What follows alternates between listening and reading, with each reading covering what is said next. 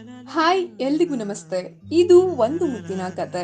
ಒಂದನೊಂದು ಕಾಲದಲ್ಲಿ ಮಿಂಚಿನ ಓಟ ನಡೆಸಿ ಅಹಂಕಾರವನ್ನ ವಜ್ರ ಮುಷ್ಟಿಯಲ್ಲಿ ಹಿಡಿದು ಸರಳ ಸಜ್ಜನಿಕೆಯಲ್ಲಿ ನೋಡಿ ಸ್ವಾಮಿ ನಾವಿರೋದೆ ಹೀಗೆ ಎಂದು ಮಾಲ್ಗುಡಿ ಡೇಸ್ನಿಂದ ಸಿನಿ ರಂಗಕ್ಕೆ ಹೊಸ ಜೀವನವನ್ನ ತಂದು ಇದು ಸಾಧ್ಯವೆಂದು ಇಂದಿನ ರಾಮರಾಜ್ಯದಲ್ಲಿ ರಾಕ್ಷಸರನ್ನು ಅಂದೇ ಇಂದಿನ ಭಾರತದಲ್ಲಿ ತೋರಿಸಿಕೊಟ್ಟ ಕನ್ನಡದ ವಾಚ್ಮ್ಯಾನ್. ಹದ್ದಿನ ಕಣ್ಣಿಗೆ ಜನುಮ ಜನುಮದ ಅನುಬಂಧ.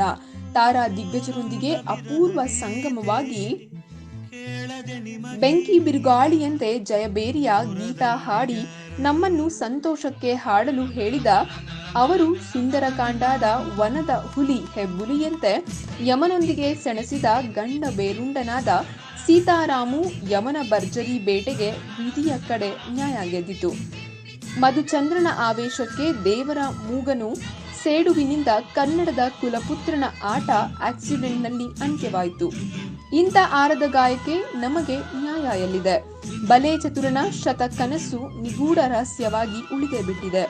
ದಾಸಜೀವ ಶಂಕರಣ್ಣ, ನಿನ್ನೆ ಪ್ರೀತಿಸುವೆ, ನಾನು ನಿಮ್ಮಂತೆಯೇ ಕಲಾ ತಾಯಿಯ ಕನಸುಗಳನ್ನ ಈಡೇರಿಸುವೆ. ಧನ್ಯವಾದ.